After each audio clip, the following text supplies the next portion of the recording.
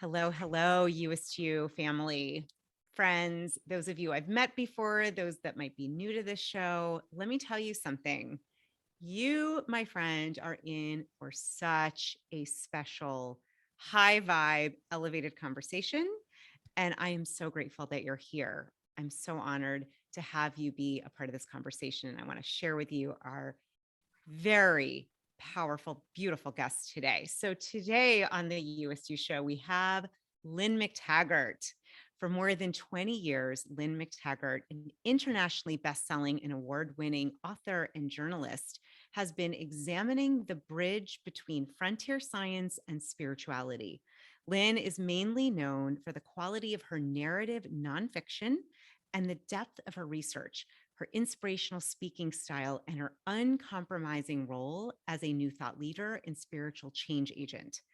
Over the years, Lynne has been variously called a metaphysical rock star. I love that. The Madonna of the quantum world, the Malcolm Gladwell of the new science, and even the Dalai Mama.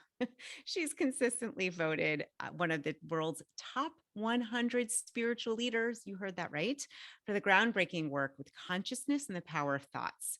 In order to understand more about the mechanisms behind the healing power of thoughts, Lynne has organized rigorous scientific studies called intention experiments, working with scientists at prestigious universities all over the world. Lynne particularly has been interested in the power of group intention and its mirror effect, not only transforming recipients, but reflecting back on the senders. As co-founder and editorial director of the health magazine, What Doctors Don't Tell You, now published in 15 languages worldwide, and Get Well, the International Holistic Health Expo, Lynne is also a tireless campaigner for consumer rights and healthcare. And I will tell you, she has written so many beautiful books. The ones that I just have fallen in love with, especially the intention experiment and the power of eight. She's also written other books like The Field and Energy Law and Transactions, and really is a genius at understanding consciousness. And I just want to say, Lynne, it is seriously, I am so grateful. I'm so excited for this conversation to dig in with you. Thank you for being here today. Oh, I'm delighted to be here with you. So I think for my beautiful listeners, which, come in all backgrounds and experiences around consciousness, and what does it mean when we talk about quantum healing, quantum physics, the intention experiment? I think what might be helpful is maybe a little bit of a intro into this world, maybe how you got into what you do. And then we could start with, I think, looking at intentions and those rigorous experiments that you've been running for years that left my jaw to the ground, frankly, after reading your book. Wonderful, wonderful. So I got into this by accident, really, because I am an investigative reporter by background. I started out my career uncovering baby selling rings and things like that with hidden tape recorders. So that kind of journalistic, hard-nosed journalistic inquiry has never really left me. So my husband and I started a publication called What Doctors Don't Tell You, which is still running 32 years later. And we look at what works and what doesn't work in conventional and alternative medicine. In the course of my early study of what works in medicine and new ideas in medicine, new alternatives in holistic medicine, I kept coming across really good scientific studies of spiritual healing. And that kind of piqued my interest because I thought, wait a minute, if you can send a thought to somebody else and make them better, that undermines everything we think about how the world works. So I thought there might be something like human energy fields that we needed to investigate. And I thought this would be an easy process. I would just go to some frontier scientists doing work in consciousness research. They would explain to me there were human energy fields. I would write it up and hand in my book. So I convinced my publishers to let me go on a journey really without a compass. I didn't know where this was going to take me. I certainly didn't know it was going to take me into the heart of quantum physics.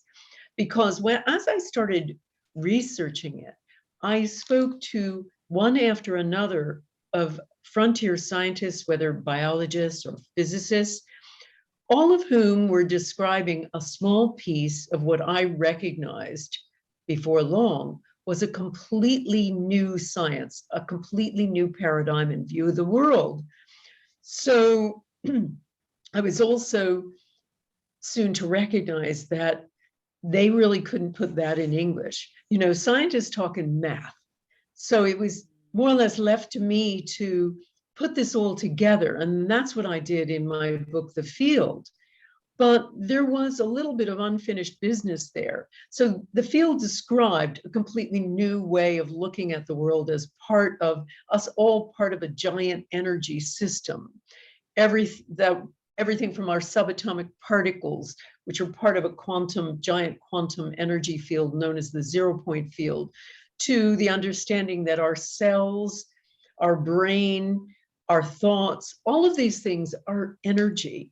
And they also are trespassers that go out into the world and affect people and things.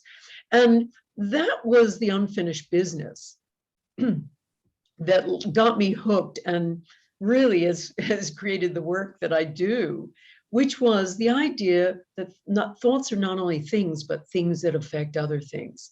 So being a journalist, I wanted to find out how far we can take this. What are we talking about? Are we talking about just moving quantum particles a tiny degree? Or are we talking about curing cancer with our thoughts? And by then, I'd also become intrigued by numbers. If we had lots of people thinking the same thought at the same time, does it magnify the effect in any way? And so that led me to looking at the power of intention, running intention experiments, where I would invite my readers every so often to come onto my website and send a thought, the same thought, all at the same time, to some well-controlled experiment. So that's how I got into this. And, you know, there's a wonderful Yiddish word for this. I'm not Jewish, but my Jewish friends tell me there's a great word for this, which is verblunget, which means I got lost. And I took a giant detour into a big rabbit hole. I dived down into the quantum world and also the world of this new paradigm. It's so cool to hear. I can't even try to say that word, but I love it. And I love the, like, you know, this rabbit hole that, you know, the mistake in quotes that led to all of these discoveries that have just, you know, are changing our thinking or the way we see or understand our thinking and the field and time. You know, I'm curious.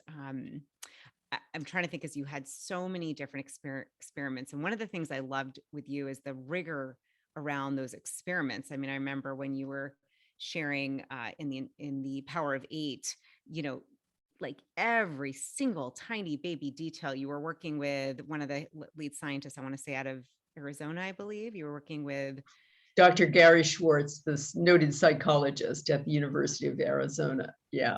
Just the details.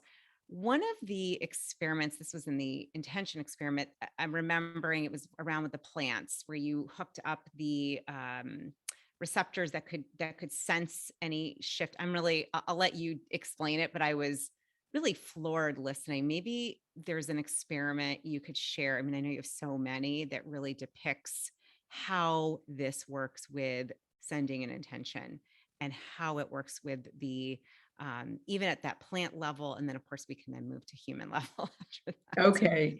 So in the intention experiment, I described the work of the late Cleve Baxter, who was a lie detector specialist. And he was playing around one night and he thought, you know, he was working late, he was a little bored, and he said, well, what if I took one of these lie detector equipments and attach it to my Dracaena plant? So it was a plant in his office. He did that, and he poured water, seeing if the plant would register any emotion. Now, remember, lie detector equipment, particularly back at that time in the 60s, was you put some electrodes on your fingers, and it registers sympathetic nervous system responses. So if you're, if somebody asks you, were you the guy who had the gun who shot John Smith? Your sympathetic nervous system would shoot up if you said, no, it wasn't me, and it actually was, if you were lying. So that's how it works. So he put plants, attached them to this, and they didn't register anything. So he thought, maybe I have to have an intent to harm them. So he thought, I'll burn one of their leaves. So he goes into the other room to get matches. He comes back, lights a match, and looks, and the lie detector equipment has gone crazy. He hasn't burned the leaf. He only thought about burning the leaf, and the machine went nuts. The plant was registering alarm, and it carried on until he put the matches away. And he went, what the heck was that? And that led him on to decades of research looking at what he called primary perception of plants, their ability to register the thoughts of humans, essentially. And the fact that they are, they are somehow connected. But he also looked at other elements. He looked at eggs, bacteria. He even measured sperm. He would take a sperm sample from a man, put the man in one room, showing him Playboy centerfolds, and the sperm in the other room would react. So there were extraordinary demonstrations of this kind of incredible connection and the trespassing power of thought. Now, for my own experiments, what we started doing is we've done more than 40 experiments now, and 36 have shown measurable, positive, mostly significant effects. I've worked with a number of prestigious scientists at universities around the world. Now, I started out work with very simple models, plants. I mean, when I started, I said, okay, let's cure cancer. And Dr. Gary Schwartz, the person I was first working with, said, right, so first we'll start with a leaf. And then if we actually have success, we'll move on to seeds. And that blew my mind. But as he said, as he always repeated to me, baby steps, Lynn, baby steps. And that's what we had to do. We had to go one thing at a time. So we started just trying to affect tiny light emissions of a leaf, and we were successful. And as I say, I would invite my audience from around the world to take part in these experiments. And I'd have the scientists create the experiment, and then we would, post it and have everybody come onto my website, send intention at the exact same moment. And then the scientists, we wouldn't tell the scientists when we were doing it. I would tell him only after we were done, and then he would measure the results. So I'll give you an example of a very well controlled experiment with plants that we did. We were trying to make seeds grow faster with intention, essentially. So at the University of Arizona, this was also their experiment. They had 4 samples of 30 seeds each, took photos of all 4 samples, sent me the 4. And I did this when I was speaking in front of an audience of 700 in Sydney, Australia. So we chose the seeds together in Sydney, didn't tell the scientists which ones, sent intention to them to grow a certain amount, called the scientists afterward to say, we're done, still not telling them which seeds we sent intention to, which would be their cue to plant the seeds, and then 5 days later to measure all 4 samples. When they were done, then we would say, well, it was seeds A. And what happened was the seeds sent intention grew significantly higher than controls. We ran that study 6 times in 6 different locations with 6 different audiences, including the 6th one being my audience over the internet, every single time seeds sent intention grew significantly higher than controls. Now, here's the mind-blowing part of it to really take on board. Take the Sydney, Australia experiment. First of all, we were there in Sydney. The seeds are in Tucson, Arizona, 8,000 miles away. And we're not sending intention to the seeds themselves. We were sending intention to a photograph of the seeds, of a symbolic representation of the seeds, yet we had an effect. This kind of thing changes everything about how we understand the world works, that we create a kind of psychic internet. So those were mind-blowing. And then we worked on, we moved on to water, and we did numerous studies of water, trying to change the pH of water, trying to change all kinds of structure of water, all kinds of things, the way that H2O molecules configure, did all kinds of stuff with different people. Penn State University, University of California, University of St. Petersburg Technical University with Dr. Konstantin Korotkov, and more. And I got sick of seeds and leaves and water. And so I finally, in 2008, said, let's do something big. Let's do an intention experiment to lower violence. And we've run about 10 ones for peace.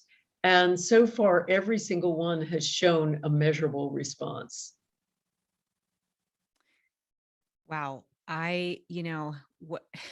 like, let's get started. There's quite a need right now. I'm like, I was actually thinking of you just with what you're doing. Of course, what's happening in Ukraine and the world, and how this work, it's, as I often say, it's mind glowing, because I always said I don't really want my mind to be blown, but it's like it's almost hard to comprehend. And for those that are like, how is this happening scientifically? I know this is a very basic question. Would be so great to just unpack this a little bit. How is this happening? How are we able to send an intention to a photo that's in Arizona when you're in Australia? How does that, and it positively affect the growth? Can you explain how that works? Sure, very simply. First of all, we have to understand that we live by the scientific story we're told. Science writes the story we live by. And the scientific study and story that we've been living by is more than 300 years old. It is a Newtonian vision of a very static universe of separate things operating according to fixed laws in time and space. And we've lived by that, and it's given us certain technical mastery. But the new science coming forward, and when I say new science, I'm talking about science really since quantum physics. So it's not so new, it's more than 100 years old. And the work of so many frontier scientists I wrote about in my book, The Field, demonstrates that that chapter in our scientific understanding is hugely out of date, that we actually are interconnected energy systems. I like to call us an intergalactic superorganism, because we are connected from the tiniest subatomic particles, which are part of a giant energy field called the zero-point field. What we understand is subatomic particles aren't little billiard balls that operate independently. They are vibrating packets of energy that send energy back and forth like an endless game of tennis. In that energy exchange is a virtual particle is created. Now, it's only one tiny little virtual particle that's there for a blink of an eye, but this endless game of tennis between all of the subatomic particles and all the things in all of the world creates a vast amount of energy out there in empty space. It's like a supercharged backdrop, so that if you and I were sitting a yard away from each other, there'd be enough energy between us to boil all the oceans of the world. Now, we are part of that energy exchange, our subatomic particles, but there are other elements in us that demonstrate that thoughts are a transmitter. Work by a trespasser. Work by Dr. Carl Privram, the late neuroscientist, by Dr. Jacques Benveniste, the late biologist, French biologist, show that our cells communicate through frequencies, but also that thoughts are not locked inside our heads. Our brains are much more like television sets and television stations, transducers, as Pribram used to call them, where we are sending out thoughts and they are coming into us and we are essentially transducing them, working them into understanding in our and decoding them. But also from the work of Fritz Albert Popp, the late German physicist, we understand we're all sending out a tiny current of light all the time. We are sending out and we're receiving light from other living organisms all the time. We're having light conversations all the time. And there is evidence that thought is one more of these kind of light conversations. So I like to call us leaky buckets. We're leaking out thoughts all the time. And they are affecting other people and things. And there is a vast amount of evidence, not just my 40 intention experiments, but a vast amount of evidence I wrote about in my book, The Intention Experiment, about the evidence for the power of intention in every regard. Thank you so much.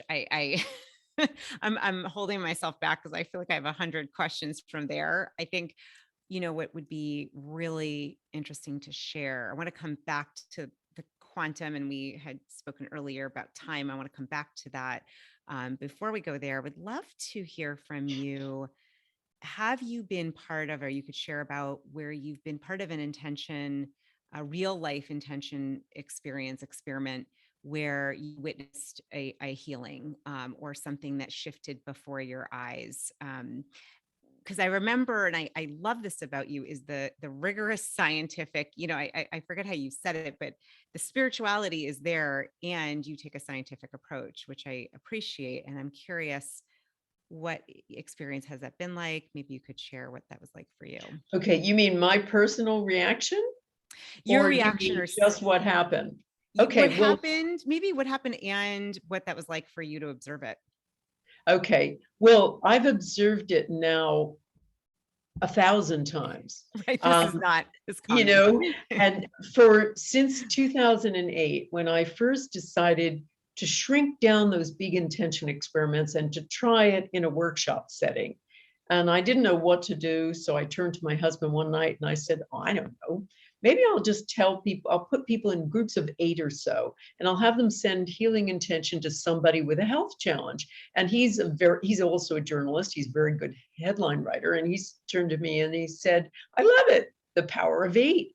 And that's how it started. That's why we call them the power of 8 groups, because we did this, put them in groups and had them send healing intention, and figured it was going to be a very mild effect, like, somebody rubbing your shoulders or something like that. And we sent people away after doing that at the end of the one day, the Saturday, and they came back the next day and we said, okay, what happened? And we had people who had crippling arthritis in a knee, walking normally. We had a woman with depression who said she felt it had lifted. We had somebody with cataracts who said they were 80% better. And our jaws were dropping to the floor. We didn't know what to think. So my immediate reaction was, number one, wait a minute, I'm not a healer. I'm not sure I like this. It's going to undermine my rigorous scientific intention experiments. And secondly, what the heck is going on here? What on earth is going on here? So I kept testing it. I kept doing it.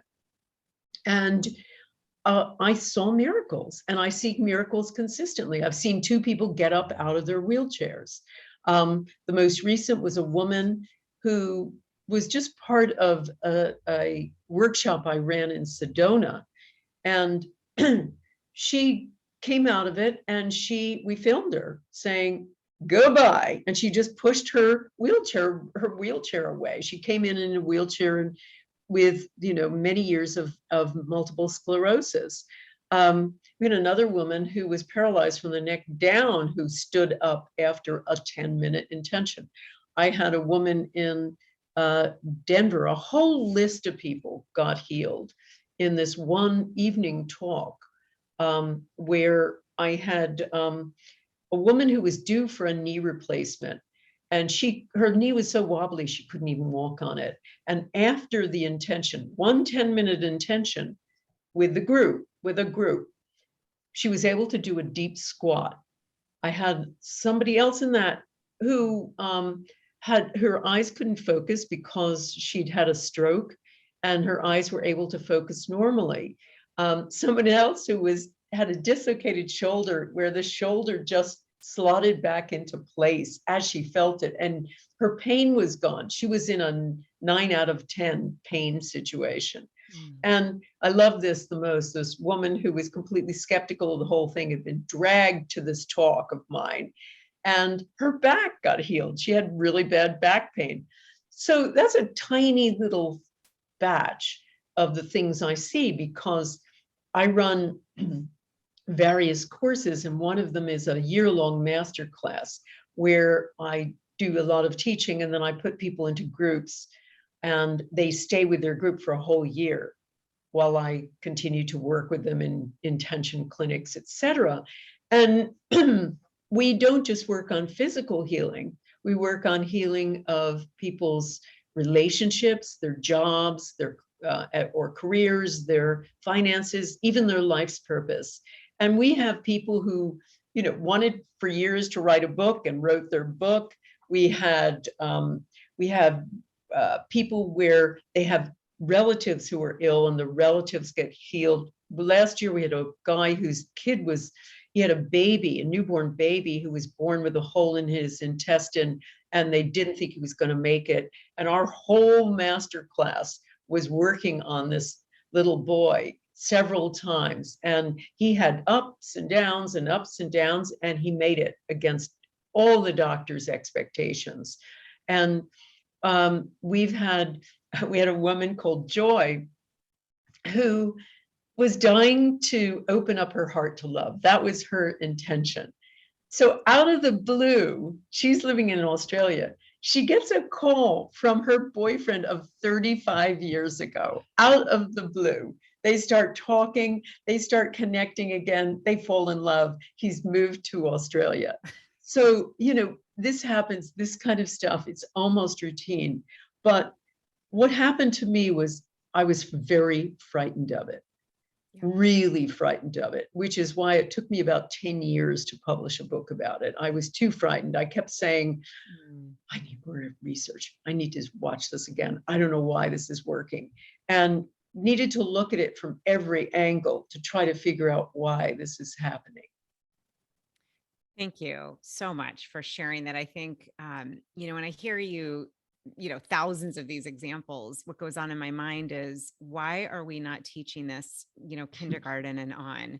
When are we going to get your work in the school system? And, and parenting. I mean, I have 2 teenage kids. I'm like, I wish I had known this earlier on. Like, how do we take this?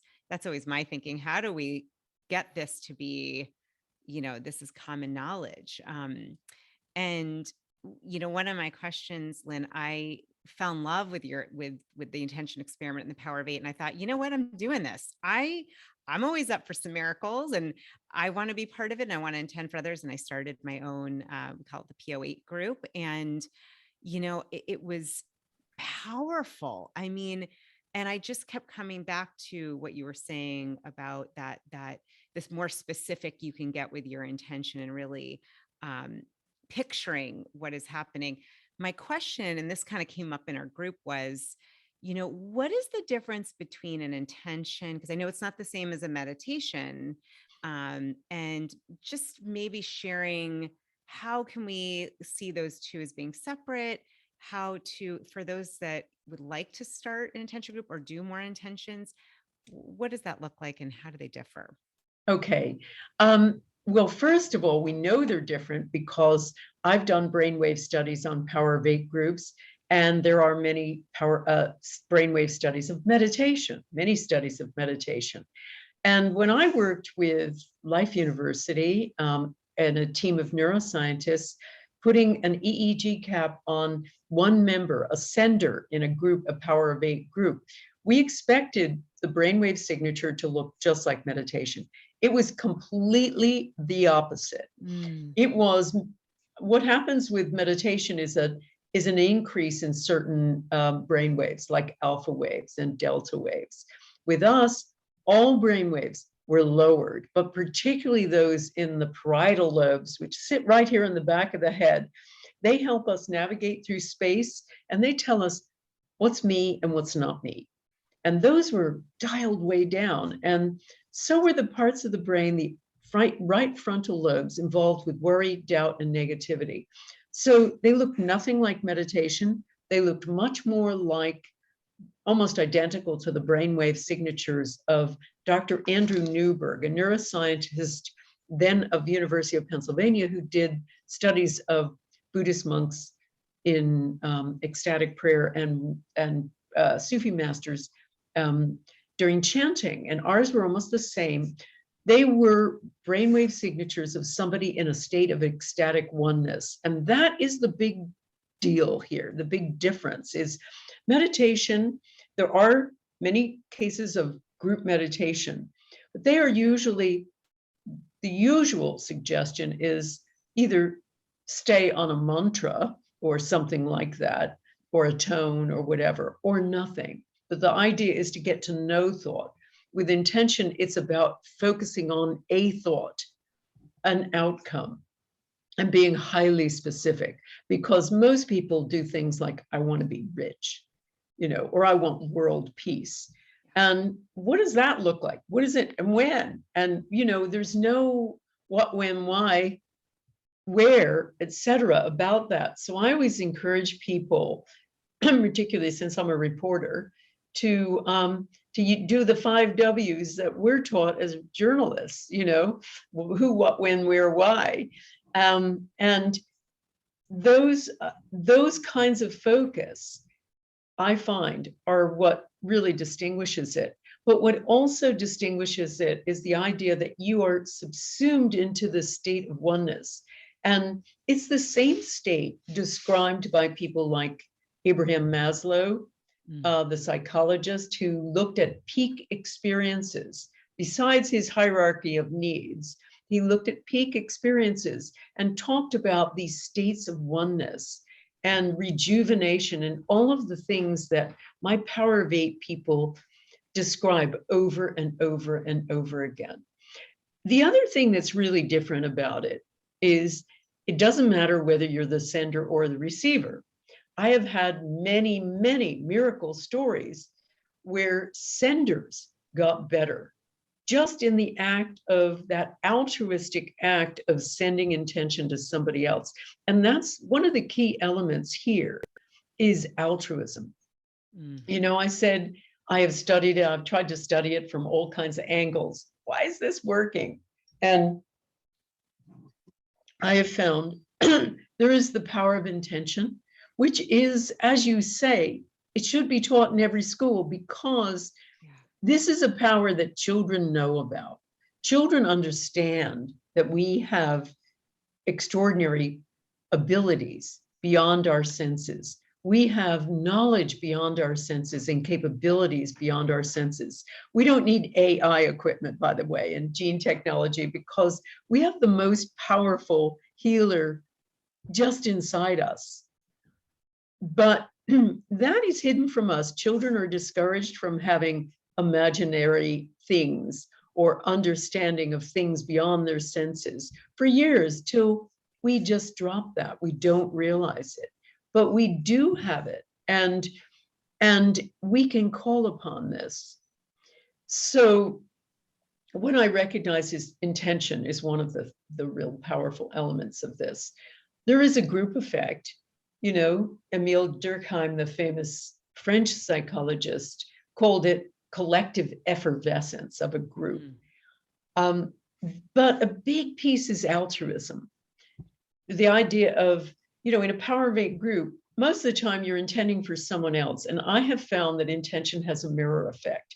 with my giant intention experiments, about 40% of the audience report, because I survey them afterward, have done since 2008, about 40% report physical healings themselves for being involved in 10 minutes with an intention, with some sort of altruistic purpose, healing someone, healing some area, bringing down violence, something like that. They also, about the same percent, report that they're in love with everyone they come in contact with. They report healings, massive numbers of relationship healings. Their lives become more peaceful if they're involved in a peace intention experiment. So they tend to mirror the intention they're sending. So I found that over and over again, both in the big intention experiments and the Power of 8 groups, some extraordinary rebound effect, positive rebound effect.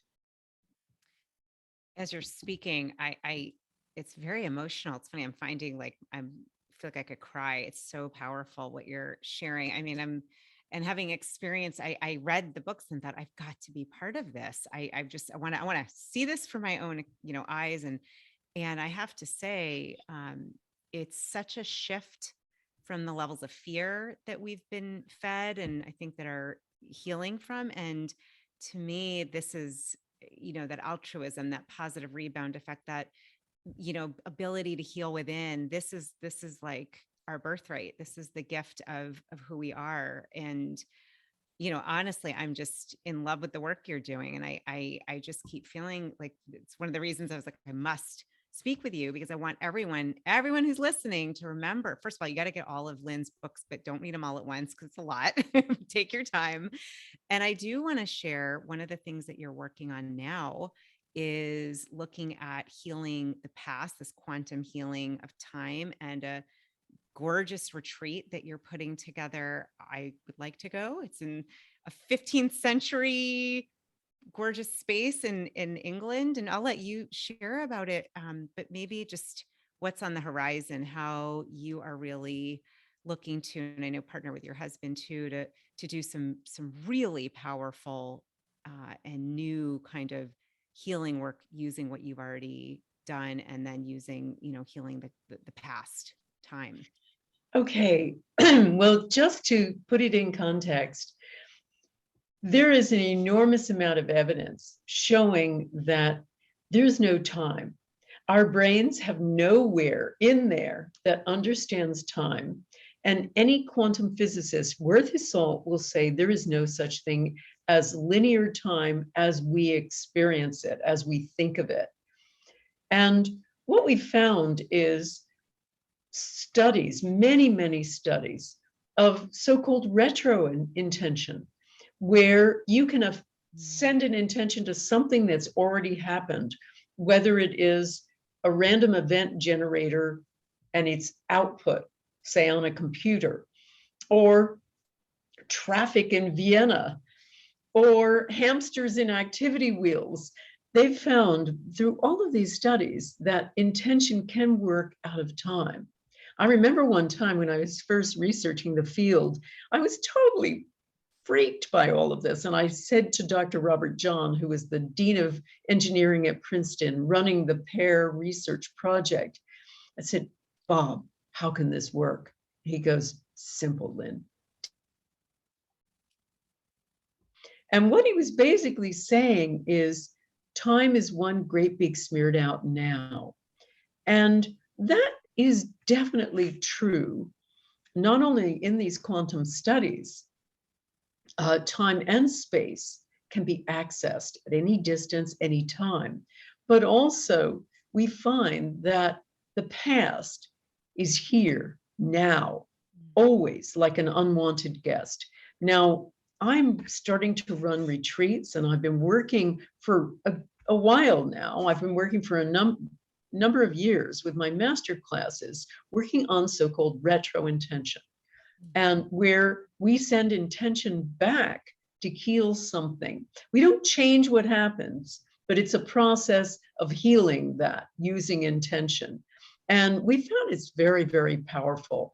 I have in some of my workshops, sadly, my husband, Brian Hubbard, has joined me, and he has done, not sadly, he's joined me, Okay. fantastically, he's joined me, but I'll finish that thought in a second. He is the author of a book called The Untrue Story of You, and he has created a time light therapy, as he calls it, which is a radical new theory of healing trauma and the past. And it's now being used by teams of European therapists. And he's found that it's all based around a time-light model, which is essentially boils down to that time isn't a dimension, it's an energy. And that the past lives through us now like an unwanted guest. So we've been putting our two theories and practice together. And I've been using my time travel intention work to heal the past.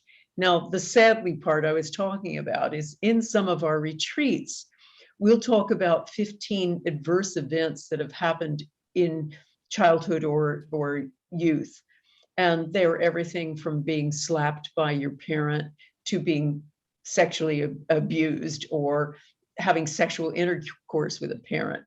And when we read through this 15 of them, there's always a few hands going up with every single category. It's astonishing what people have had in their past. So we go through processes to heal it, and we find that these are very powerful. I mean, I'll give you one physical example.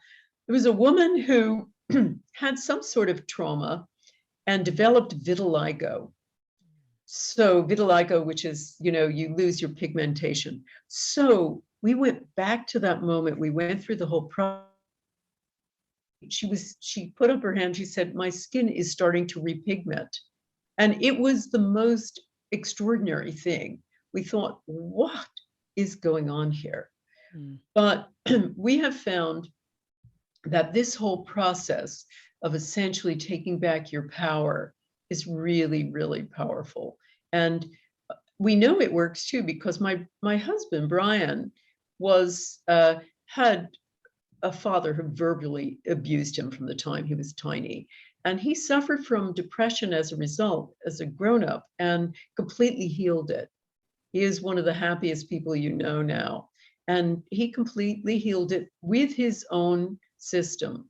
So as I say, we've combined them. So we've done this in numerous retreats before, but one of the latest and upcoming, which is, I think it's September 5th through 9th, there is this wonderful country house and set among 3,000 acres in Yorkshire in the UK, where I live.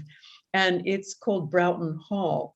And it was the runner-up for Downton Abbey. It's a great big historic, country house, country manor estate.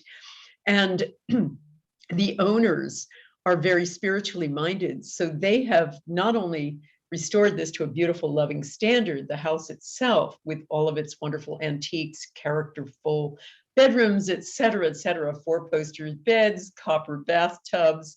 But they also have put together, they have a wellness center where you can do talks, as we will do, plus a gorgeous pool and spa, beautiful restaurant serving plant-based food, and all kinds of things, from a labyrinth to wild swimming to a fabulous fire pit and beyond.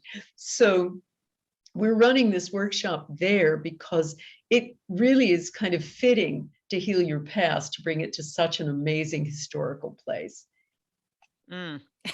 Like, listen, all of you listeners, save a spot for me if you're going to sign up, and I'll make sure to have the links and everything in the show notes. I know that they go to lynnmctaggart.com/events. That is one of the places, as well as your Facebook group.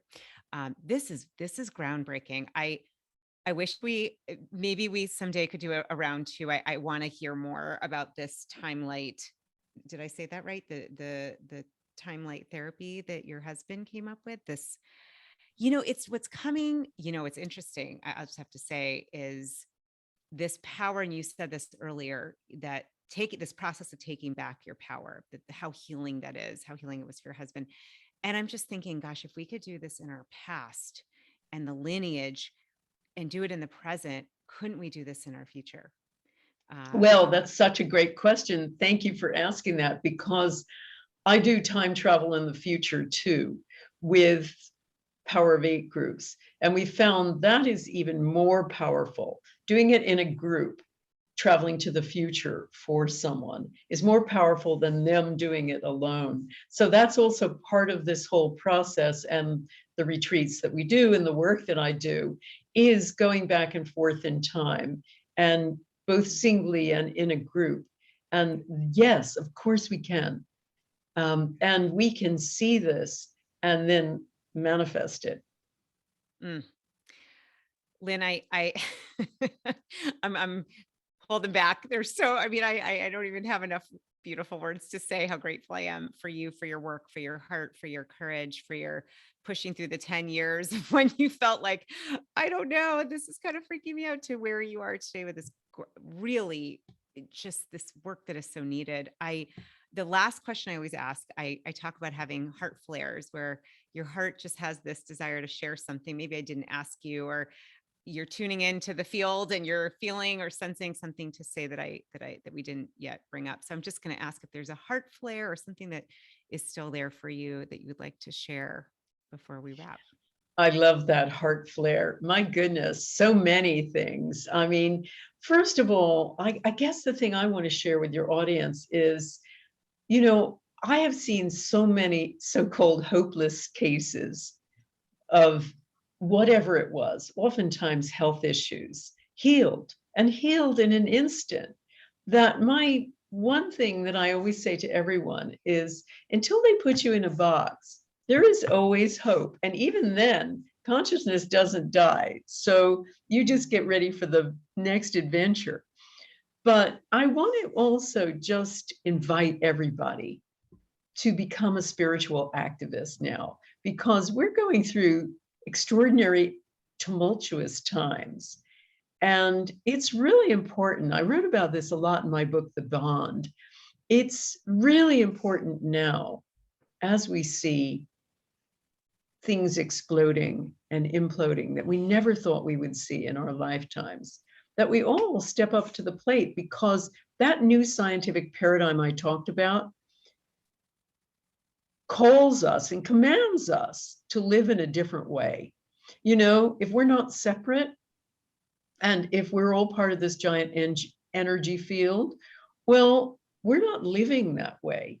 We're living in a separate and competitive and individualistic way. And we need to come up with a new set of rules. We need to rip up that old rule book and scatter it to the four winds, basically. We need to do something new.